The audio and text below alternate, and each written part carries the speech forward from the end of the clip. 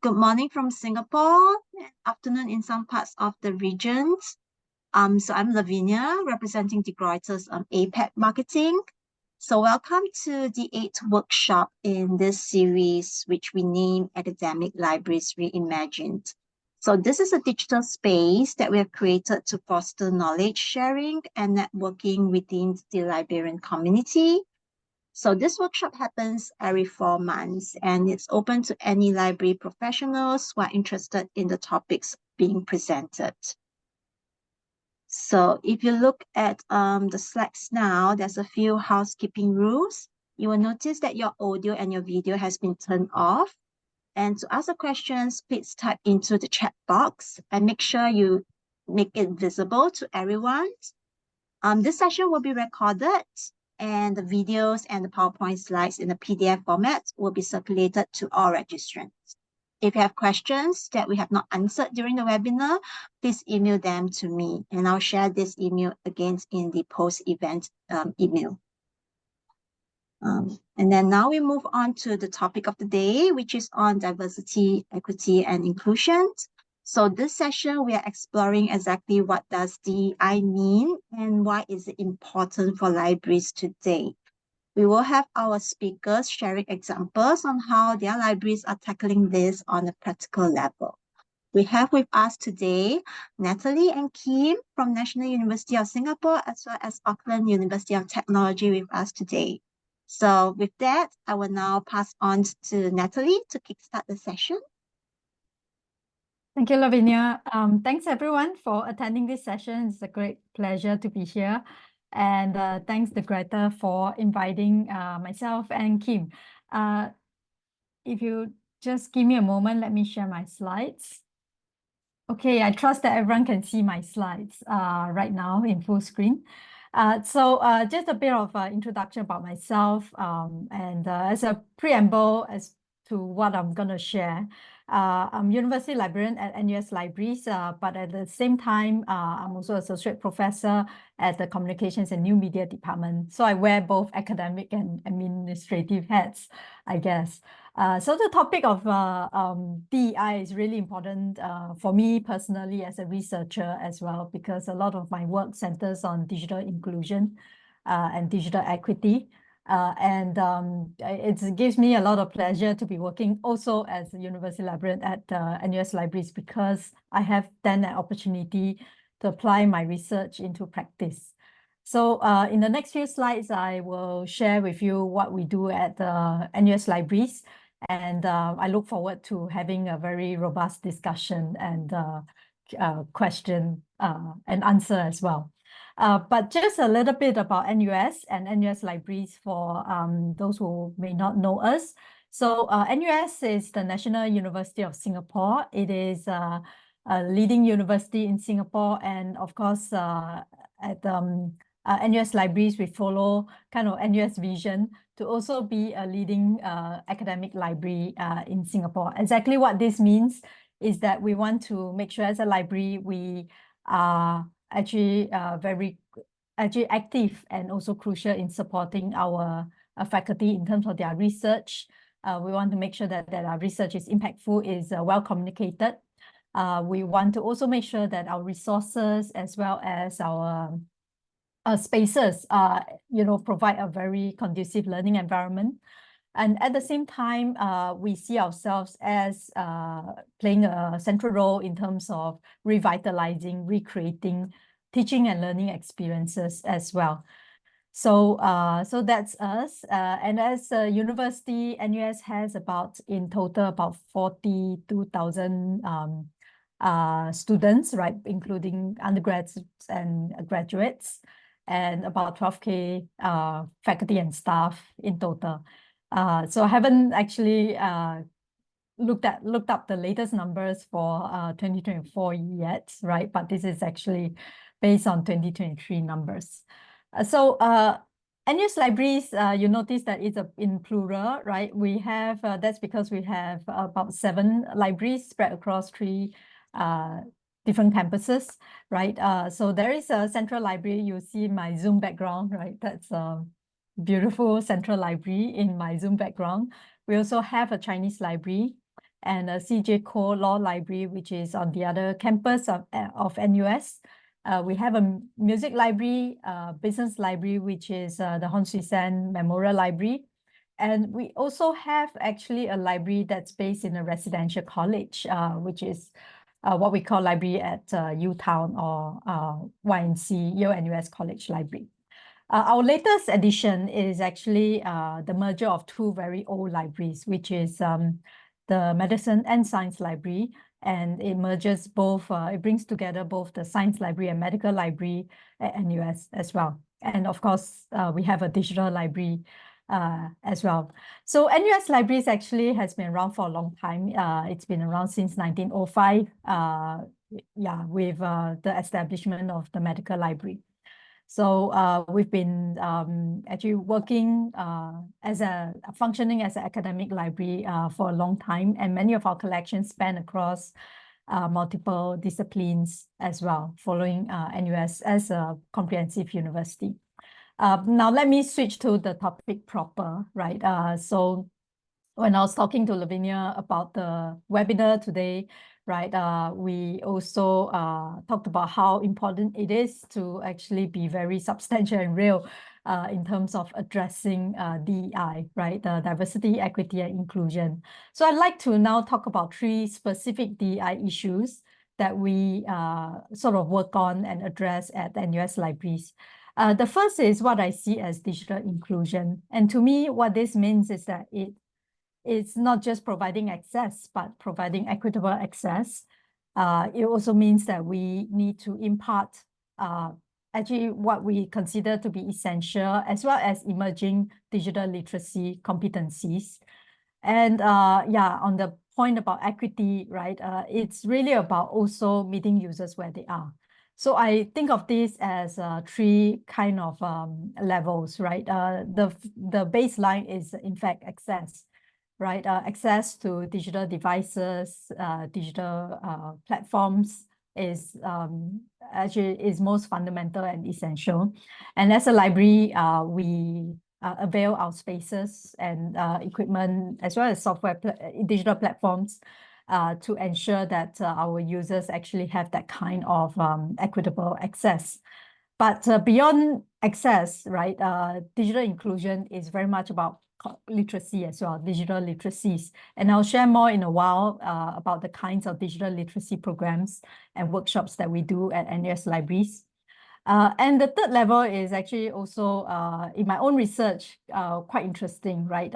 In my own research, I've often come across people who actually have the literacy, right? But they may not actually be applying it.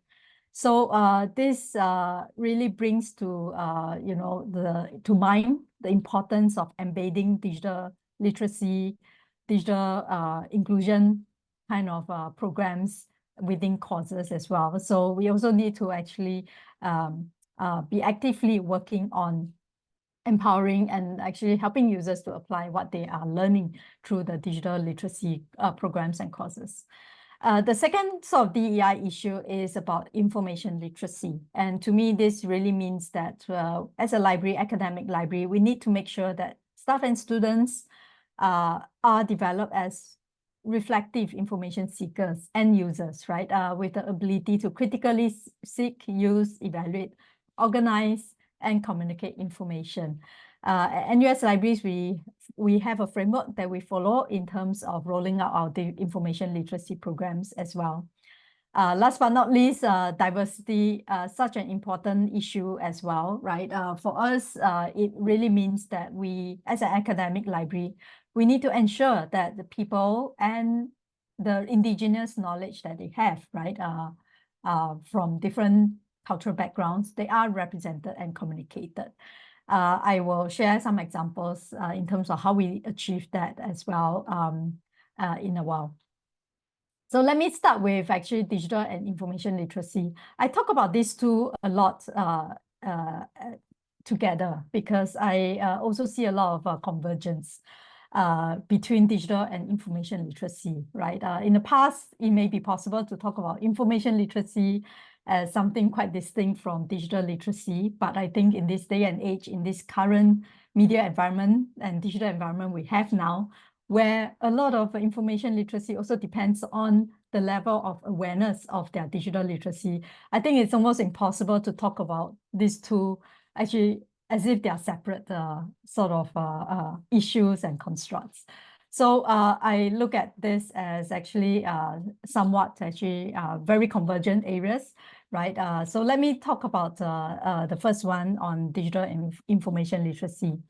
So at NUS Libraries, we have actually very active programs such as online guides, right?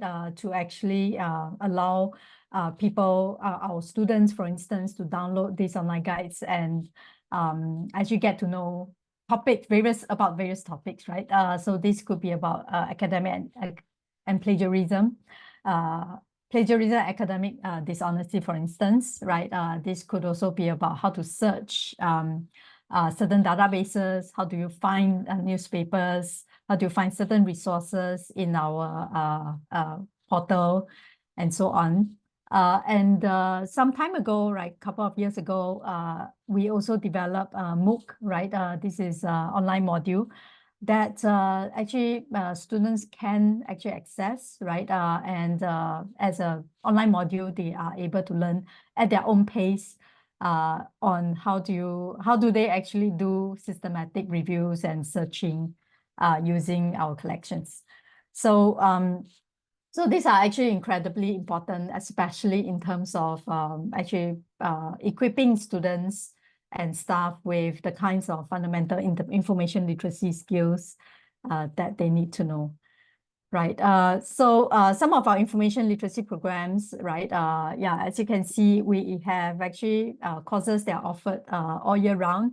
An example of some topics all listed here. I'm not going to read this out, but you can see here there are various topics covered, right? Including digital and media literacy, right? App development, right? Copyright education, plagiarism, and so on, right? But in terms of one-on-one consultations, they are also available, right? And students can reach out on any kind of information literacy related mentoring. And this kind of one-on-one consultation is really what I think is really important in ensuring that we are equitable in terms of addressing any kind of digital information literacy gaps, right? Because this kind of one-on-one consultations allows our librarians to actually meet the users where they are, address more specific needs that they have, and actually customize ways and interventions to help them. As you can see here, right, our information literacy program, right, is also rolled out through what we call the Researcher Unbound workshops and programs. So you can actually check out the links that will be made available to you in the slides later. In terms of digital literacy, right, I'd like to turn your attention more to the TEL Imaginarium and also Tech Central that we have. So I'm not sure if I'm able to switch my screen now, but sorry, give me a moment, right? I'd like to share more about what we do at TEL Imaginarium. So I hope you are able to see my new screen now. Not yet. Oh, not yet, sorry. Let me find the right screen, sorry.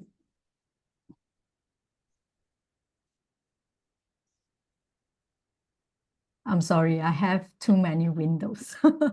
So let me kind of stop share. Okay, yeah, so I think I found it right. So this is actually our TEL about our TEL Imaginarium and some of the kinds of workshops that they run, right?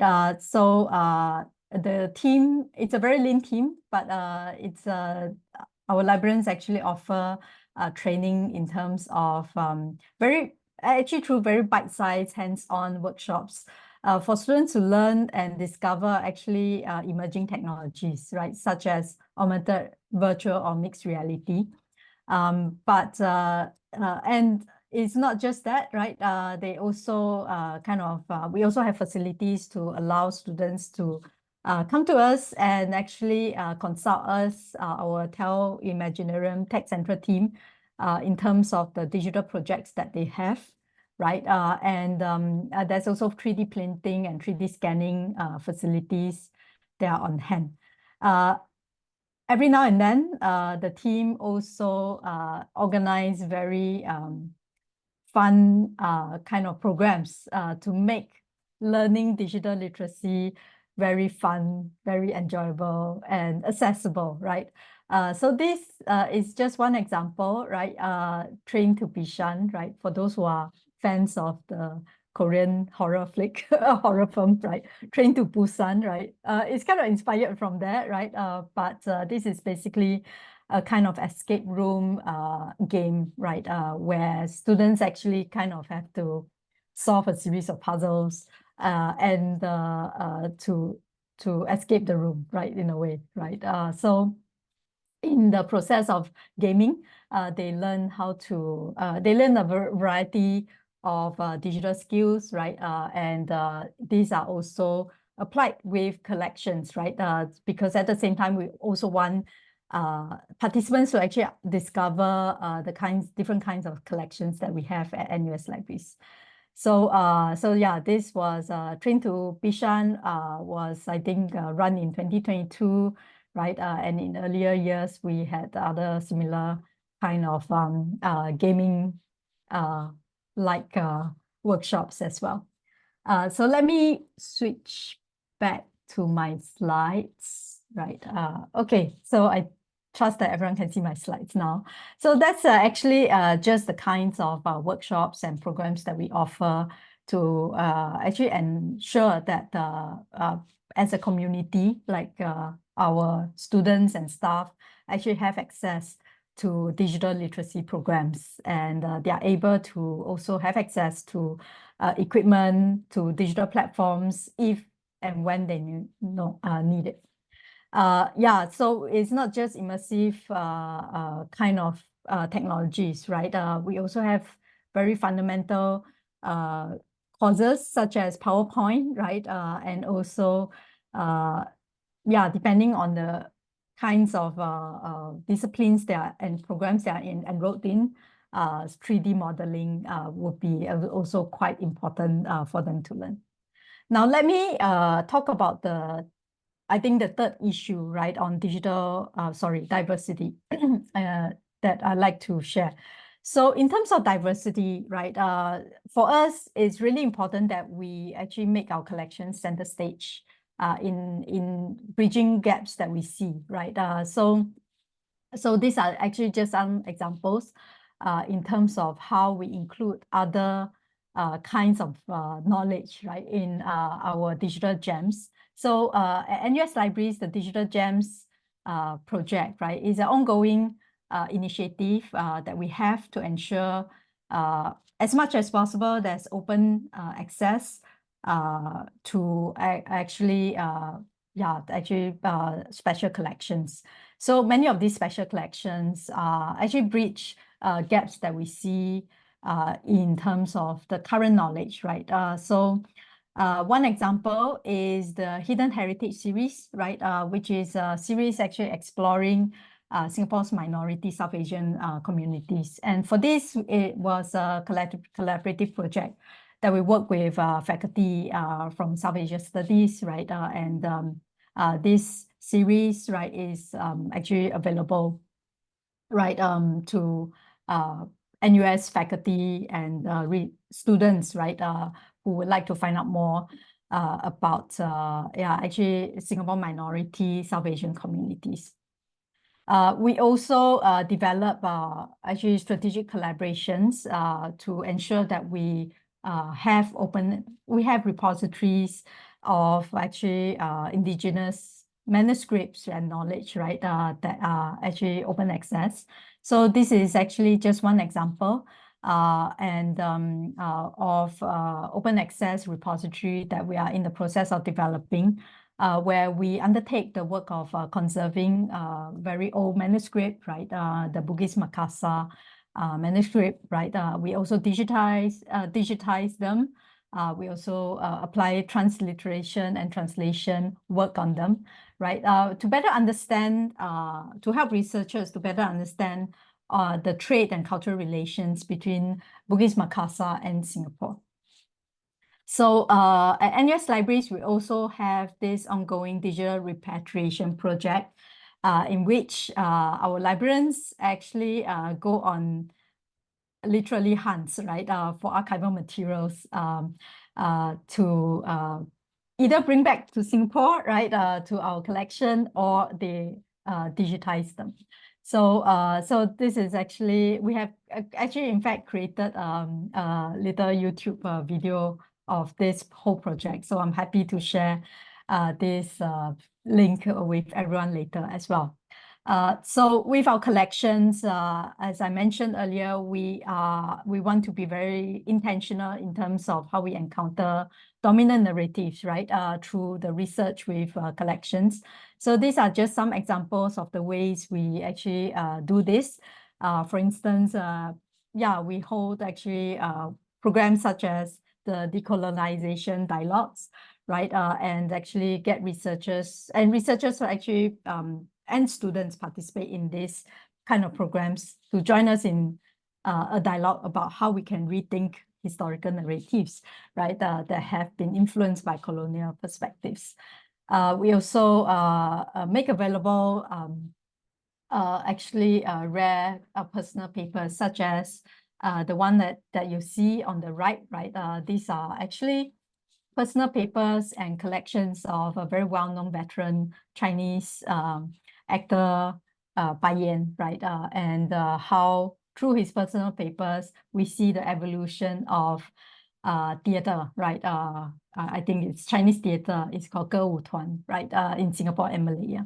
And this is actually also done in collaboration with faculty from Chinese studies. Our librarians also actually undertake the work of actually scholarship and communicating what is important to our collections, right, through writing. So this, through a series of actually blog posts such as the one on the left, and also social media posts and talks, they shine spotlights, right, in terms of what people may not know about yeah, different actually cultural groups and indigenous knowledge. And in this way, they create awareness of what we have in our collections. So I'm aware of the time, so I'm sorry. This is my last slide, right? So I just want to share some concluding remarks. And I think this is as the topic of DI is especially important, right? Amidst rapid technological developments and information overload, right? I mean, not to mention AI, which has actually kind of captured many of our attention, especially academic libraries and institutions today. And amidst all these developments, I think more so than ever, academic libraries have a very essential place and role in addressing DEI for the academic community. And that includes not just students, right, but also staff as well, faculty and staff as well. And I think academic libraries, this is actually, I would argue, not a very new thing, right? Academic libraries have always been doing this, right? They have always been at the forefront in terms of driving digital and information literacy to address equity and inclusion for their communities, right? Whether they are public libraries or academic libraries, right? In the past, right, I have come across libraries actually having computers, for instance, and people would go to the library to have access, to gain access to a computer. They will go to the library to attend a workshop on how to use Windows, right, operating systems. Yeah, but yeah, that we don't see that anymore. But that's because technologies have evolved, right? People have also evolved in terms of their digital and information literacy. But the role that libraries have, actually, I don't think it has changed, right? So we have always been at the front line in terms of driving and addressing digital and information literacy gaps. But more so than ever also, right, because of the abundance of information and the attention in a way, right, that we have from many distractions in the media environment. I think the management, collection and management of actually collections, right, is also increasingly important. It is an exercise as much as it is an exercise in remembering, it is an exercise in forgetting also, right? And as academic libraries, we play a very unique role and potentially active and crucial role in terms of actually helping communities and actually shining spotlights on what our communities, our users actually may be forgetting in terms of the collections, but by the extension, indigenous knowledge and people, right, that they represent. So we play a very important role in that sense. Finally, I'd like to just end with some challenges, right? Because this is meant to be a practical workshop, right? I think there are, of course, challenges, right? The first challenge I see is really about how we shift mindsets, right? So mindsets of librarians on one hand, right? Because not all librarians see themselves as in that educator and actually a researcher role, or they may not actually understand what their role in terms of actually addressing gaps in terms of DEI, right? So how do we shift mindsets? I think it's a very important first step, right, in terms of achieving the vision for libraries to do this. And of course, the second challenge comes also with how do we actually expand capacities and competencies? Well, librarians, right? I think everyone in this room, you agree with me, we are a very stretched group of people. We are very busy as well, right? We have to do a lot of things, right? So to also ensure that we fulfill our roles in terms of addressing diversity, equity, and inclusion. Quite often, right, librarians can find themselves challenged in thinking about it because it does mean, does involve the question, how do I actually expand my capacity? What kind of additional competencies do I need to do this, right? So with that, I think my time is up. Thank you all very much for your patience and listening. And I will stop my presentation now, looking forward to the questions and discussion in a while. Thank you.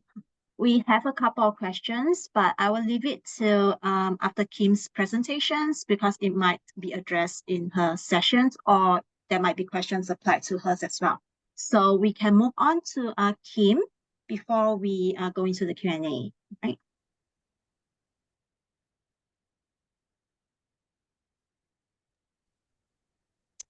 Kia ora, everyone.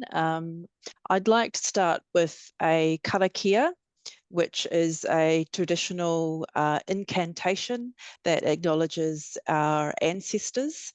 And culturally, what it does is it creates a safe place for this webinar, this discussion. So thank you. Kia inoi tātou. Tūtara mai I runga, tūtara mai I raro, tūtara mai I roto, tūtara mai I waho, kia tau ai te mauri tū, te mauri ora, ki te katoa, haumi e, hui e, tā iki e. Tēnā koutou katoa. Hello everyone. Ko Kim Tairi ahau, no Waikato ahau, he kai toha puka ahau ki te wānanga aranui o Tamaki Makaurau. Hello everyone, my name is Kim Tairi and I live in Aotearoa, New Zealand, in a place called Tamaki Makaurau or Auckland, and I'm the university librarian at Auckland University of Technology. And it's kind of a mid-sized urban university, not nearly as big as Natalie's university. So we've got 4 campuses across Tamaki Makaurau in Auckland. I'd like to frame this presentation around a whakatauki. And so whakatauki are our traditional version of Proverbs in Aotearoa, New Zealand. And I thought this one has a really good relationship to the diversity, equity, and inclusion space. So it's about putting people at the centre of what we do. And essentially, for me, that's what the DEI space is about. So it's he ha te mea nui o te au, he tangata, he tangata, he tangata. What is the most important thing? And it is the people, the people, the people. If we look at a snapshot of our students at AUT, you can see that about a quarter of our population are identify as Asian. About 12% of our population are Indigenous to Aotearoa, New Zealand. Then we have 39%, the biggest percentage of our population from European descent. And then we have nearly 20% from the Pacific Islands. So we've got a very diverse student cohort, and it is very representative of our community. So that's about the percentages of different ethnicities in our Auckland community. However, our staff profile at AUT has some way to go before it can be considered representative. And so the university does have some broader DEI strategies around recruitment, so our staff is more representative of the community that we're part of, and to increase particularly the number of Māori and Pasifika peoples and women in senior leadership at the university. A bit more about that later. So we do have specific equity and diversity and inclusion targets and strategies within the university. Probably the biggest one for us at the moment is called Kiuta Ki Tai, and it's a student success plan. And because positionality is really important in Aotearoa, and because we're part of the Pacific, we often take a pan-Pacific view on the world. And Kiuta Ki Tai sees people connected to the whenua, the land, the water, the moana, and to each other. And it is symbolized often in journeys. It is a metaphor that we use quite a lot in Aotearoa, New Zealand. And so Kiuta Ki Tai is the sustaining journey of water that replenishes the land and its people from the mountains out to the sea. And so we really see the university has a responsibility in caring for its students right from when they make first contact with the university through to when they are alumni. And our hope is that their experience will be that they thrive at the university. So we take a longer term view as regards to diversity, equity, and inclusion. It's very relational, and it's about enhancing the mana, or the authority, the influence, the power that each person has in the community. So for example, student voice is particularly important in decision making at the university. So we have student representation on a lot of our committees, student representation at academic board, on faculty decision making, and a lot of our key committees in the university, including on our university council. The unique thing about Aotearoa, New Zealand is that there is actually a treaty with the Indigenous peoples, and university has a commitment to that treaty. It's called Te Treaty of Waitangi. It was signed in 1860 by a whole lot of chiefs or rangatira and the British Crown. And basically that guaranteed protection for and the same rights to Indigenous people as the colonizers at the time. And there are a lot of principles and articles in that I'm not going to go into. So we have a framework within the university that we work to, and it's based on that founding document, Te Tiriti of Waitangi. And it's quite unique in the world because we're one of the only places where there is a formal treaty between Indigenous people and the British Crown at that time, but now the government. And so based on that framework, we have a collective responsibility for honouring Te Tiriti of Waitangi, and it is founded on some shared values. And those shared values I'm going to talk about in a moment are pono, tika, and aroha, and I'll explain what those are.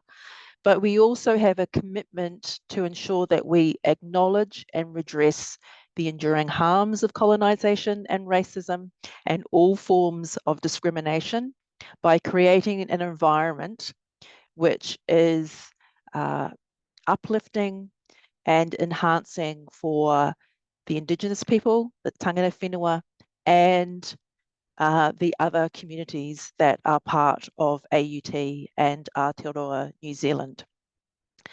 So the treaty guides us in all that we do and in our work, and it informs all the planning of the organisation.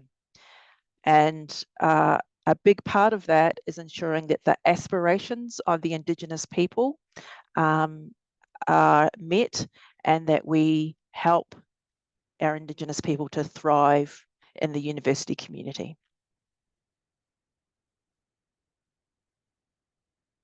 When we talk about our values, they're at the heart of everything that we do, and libraries have always been very good with values, and I agree wholeheartedly with what Natalie said, is that a lot of the work in the DEI space we can really relate to, because often the libraries are the place that are open to everybody, and we are about sharing knowledge as openly as we can.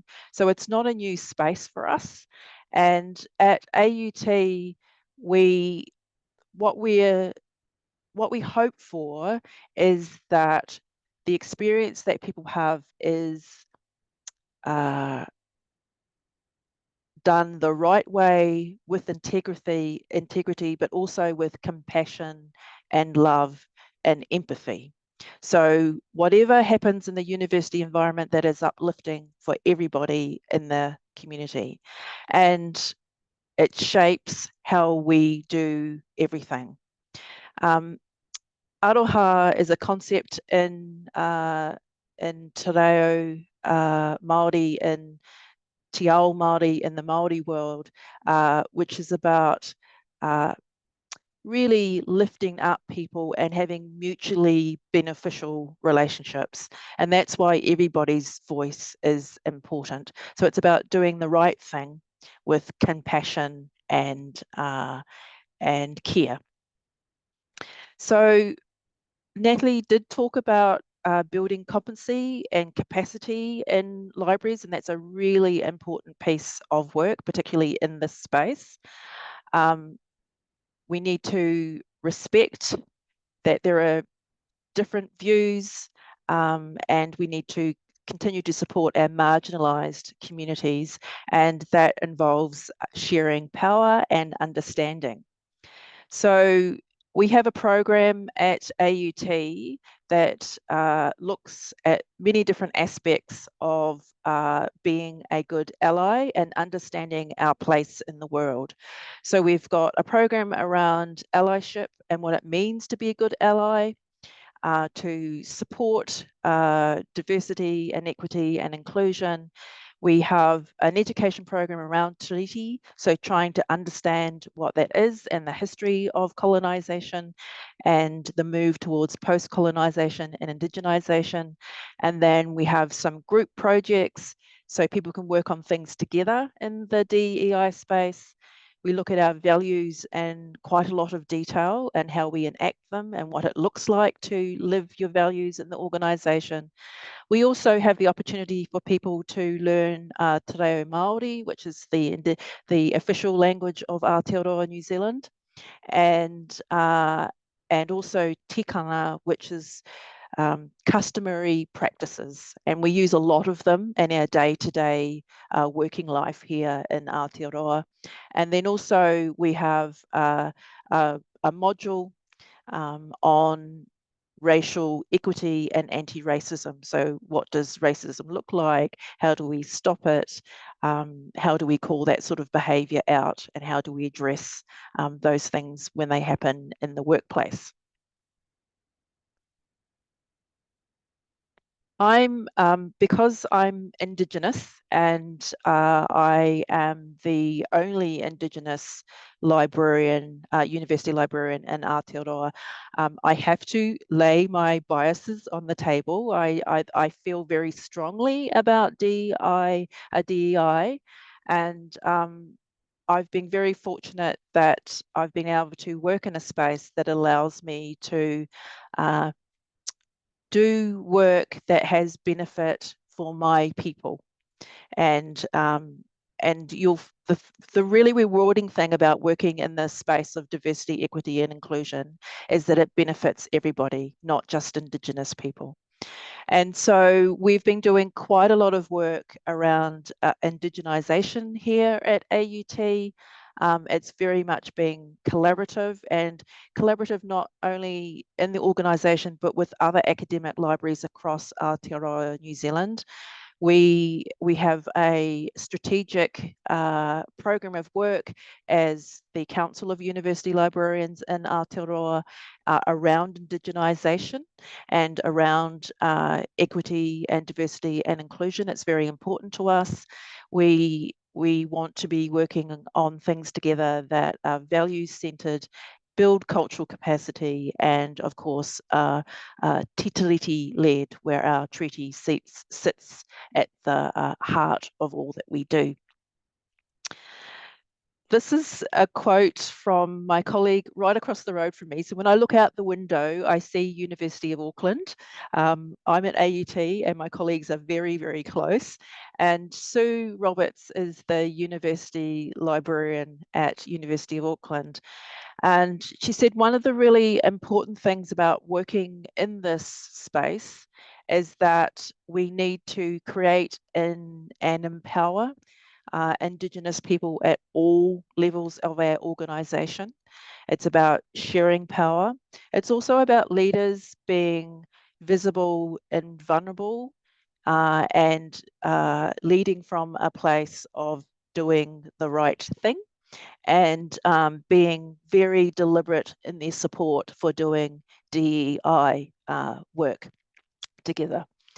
So another colleague at University of Waikato, Michelle Blake, has worked with her team at University of Waikato to do some work around building up capacity and increase the number of Māori and Pacifica staff so it's more representative of the community that they serve at the University of Waikato. And one of the things we talk about a lot, and I'll share an article that we wrote together about indigenising our libraries in Aotearoa, is the importance of, if you're bringing in people to build cultural capacity, that they're not shouldering all that burden themselves. And one of the techniques that we use in Aotearoa is cluster recruiting. So not just recruiting one person to be the face of cultural change within your organisation, but creating people, teams, so people can come in and share that work, because it is, when you work in big complex organizations like university and you're trying to introduce cultural change, it's not something that you should ask our Indigenous people or our marginalized groups to do on their own. It is very much a collaborative undertaking, whatever communities that we're working with. And so what they did at Waikato is they had a change process and they introduced 6 new roles for Māori and Pacifica, and it's made such an incredible difference to the kinds of work that they've been able to do. And also it's about creating safety for those people to do that work, and building capacity within the teams to understand why indigenisation is important, why changing the narrative from a colonised narrative to one that's much more inclusive and diverse, to why it's important to learn about tiriti and have those kinds of understandings in our context as an academic library. And so they've been very fortunate to recruit some amazing people to the University of Waikato. And also when they created those roles, they did so in broader consultation with the Deputy Vice-Chancellors Pacific and Māori. So those roles are not isolated within the academic library. They are connected into other roles doing similar work within the organisation. And also in New Zealand, ceremony is really important. And so when everybody starts work at the University of Waikato, they are welcomed with a mihi whakatau, which is a traditional Māori welcoming ceremony that really what it does is it lifts the restrictions off them and makes them, they become part of the family that is the organisation that they now work in. And so those kinds of things are really important, and they send very deliberate signals that this is the kind of organisation that you want to be a part of. And so there's a lot of work necessary around the why you're moving into indigenising or decolonising, and so people can understand the context of it. And particularly in Aotearoa, New Zealand, it's a very important part of our commitment to Te Tiriti of Waitangi. And a really important part is really understanding that positionality and how to be a good ally in what you do. So before I finish up with the karakia, I want to thank Natalie for all the great work that they're doing and the importance of repositioning the narrative and making available Indigenous taonga, we call them in Aotearoa. It's treasures for those communities to have access to. It's really great to hear that they're open access, and it's wonderful to see all the great work that you're doing in the digital inclusion space. So I'm just going to finish up with the karakia so we can move to questions. So kia inoi tātou. Kia whakairea te tapu, kia watia ai te ara, kia tūruki whakataha ai, kia tūruki whakataha ai, haumi e, hui e, tāiki e.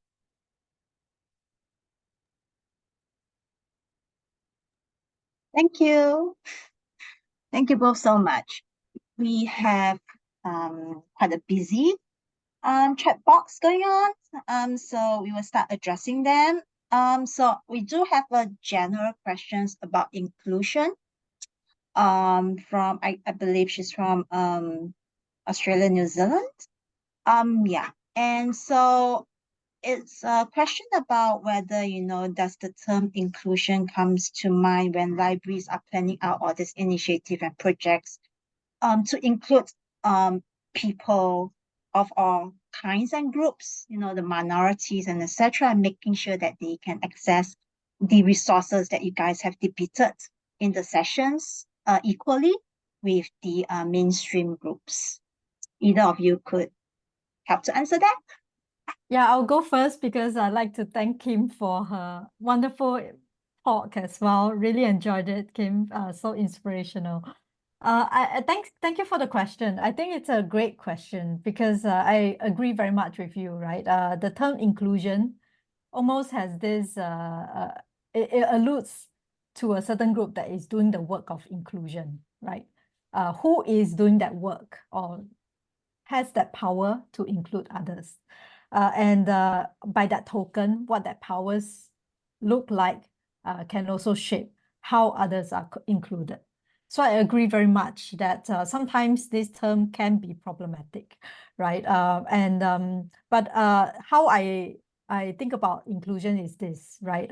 Inclusion is very much an ongoing work in progress, right? And inclusion itself must be accompanied very closely by programs with the aim to empower through participatory dialogues, right? Through participatory modalities, which is why I'm so glad that Kim talked about actually the people and how important it is to actually include their voices.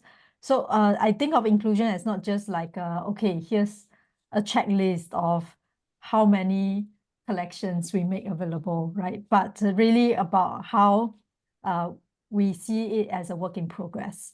And I also think about it, you know, from the positionality of a librarian, for instance, the librarian doing the work, for instance. What choices am I making here, right? In terms of what to include and in my metadata, right? It gets as real as that, right? Whose voices am I including here, right? What kind of subject headings am I including here? Where do they come from? What kind of knowledge do they represent? I think the work of inclusion is in that sense very much a work in progress. It is, I see this, I see it very much as a practice that's constantly shaped by decisions that we make in our everyday work, right? But it starts with actually, yeah, as I mentioned, right, in my last slide, actually shifting mindsets, having librarians that do undertake such work, actually having that right mindset is so important as well. Anything from Kim? I agree. I think it's important to consider all the different communities when you're creating services and collections, that you look at all those aspects in terms of access. I think it comes down to access and what communities will need. One of the things we're looking at here is traditional knowledge labels as well. So that's quite a new, and local context labels for to help Indigenous communities find information about their communities. But it's everything that we do. I mean, if you think about who comes into the libraries just physically and virtually, you've got to think about diversity, equity, inclusion in those, both domains and both those spaces. I mean, it's complex, but the thing is that we don't need to do it on our own. There are, Natalie talked a lot about working with faculty and with partners, and we very much do that. So, for example, in the disability space, there is a whole team that supports our students who have identified with it as they having a disability, and so we make sure that whatever we do supports what they do and vice versa. So we don't kind of, we lead in a lot of things, but we also make sure that we're working with the right people. And that is a good way to have checks and balances to make sure that you are reaching all those different communities and being as inclusive as possible, because there'll always be someone that go, oh, have you thought of that? Have you thought of that? Yeah. Sorry, can I also add on, right? Because whatever Kim was saying actually inspired further thought. I also agree very much with Kim's point about how when we talk about DEI, positionality is so important, right? In my own academic work, especially when I'm in certain like research networks and conference circuits, quite often I am the cultural person to be included, right?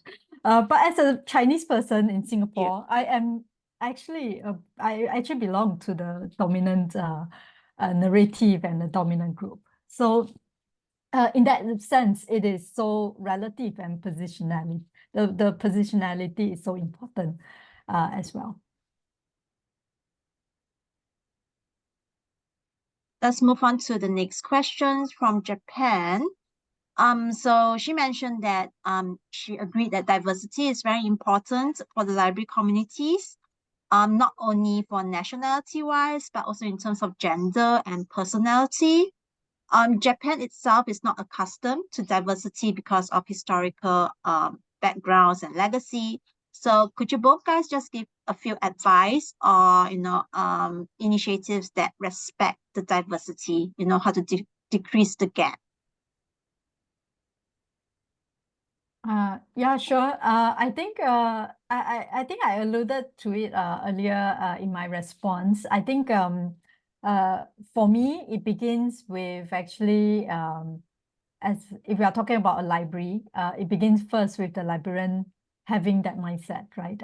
And also having the awareness of what are the gaps and that we need to address, whether it is through our collections or through our programs. So yeah, I mean, at NUS actually, because NUS is geographically positioned in the heart of Southeast Asia, for us, it is so important to also actually tap on our resources and competencies within the library to ensure that indigenous knowledge and resources are accessible from Southeast Asia through NUS libraries. So that's how we think about it, right? So I think, again, I think alluding to my earlier point, I think the topic of diversity and inclusion is very contextual, highly contextual. And in Japan, there would be other actually issues that would be different as well. Okay, thank you. I'm conscious of the time, so I will move on to the next question, which is addressed to Kim directly. I will try my best to read out. So how will the current discussion of viewing Watagi, restricting the use of Maori language in government office and other backward policy proposals influence your plans and actions? In particular about decolonization? It's such a great question, and we're very mindful of the political context in which we operate. We are rewriting or reimagining our strategy for the university, and I'm pleased to say that Te Tiriti is at the heart of that. And in New Zealand, a lot of people are saying toitu Te Tiriti, so that means honour the treaty. And governments come and go, but the treaty will stand. It's a founding document in Aotearoa. So we're really fortunate that we have a senior leadership in the university that are very committed to that. But it is very disheartening when you're doing this work, and some people will use it as an excuse not to engage. And I believe, do the right thing. But as I've declared my bias as an Indigenous person, so I'm coming from a particular place.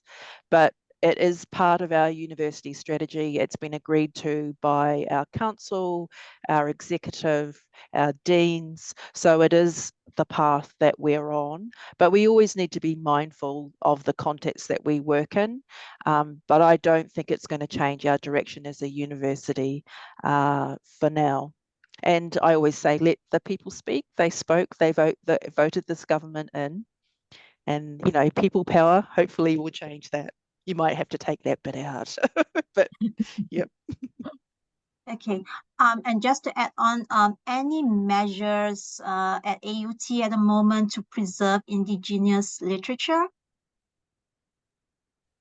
We're a very young university, so we don't actually have a lot but we do have a lot of Indigenous authors writing. So we digitize all our thesis. We collect their books that they're writing. As far as preservation and digitization goes, University of Auckland has a big program, University of Waikato, Otago University, some of the older universities do, but we're preserving what is coming now and making it, the most important thing is making it findable by those communities and making it open. So I'm really pleased that Natalie talked about open repositories, because they're really great for Indigenous knowledge, But we also need to be mindful that we're only making things open with permission of the communities that those treasures belong to. So that's the important thing about open access. We kind of have a philosophy here. It's as open as it can be, respecting those constraints. So great question. Thank you. All right, I'm going to squeeze this last one in. Are the attendees able to access the digital curation and preservation policy for both of your libraries? They would like to use it as like a reference material. Digital curation is a huge topic. So we don't really have like a universal curation policy that we put out, right? So I suggest that if they are interested in that, you can write to me and let me better understand what the needs are, and I will respond. All right. Okay, I hope that answers your question, but we will share the contact of our speakers, which you can follow up if you do have anything you want to talk in detail about. I'm going to just quickly share the slides from my end because we are talking about open access. And it just so happened that our next webinar in May will be on how to navigate the open access landscape with confidence for the libraries. So we have speakers from University of Adelaide and the ANU.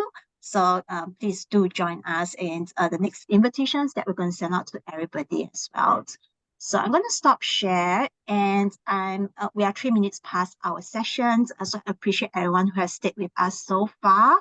As I mentioned that, in the marketing message that was being sent out, DEI is like a journey. It's not a marathon where you can just quickly get to. And as Natalie and Kim has shared in this session, it's about starting something and building on what has been worked on, including voices from different groups, talking to different stakeholders, get as much feedback as you can from the communities, and making sure that the things that you're rolling out is really is being accepted by the societies, and there might be suggestions coming out of them as well that you might missed.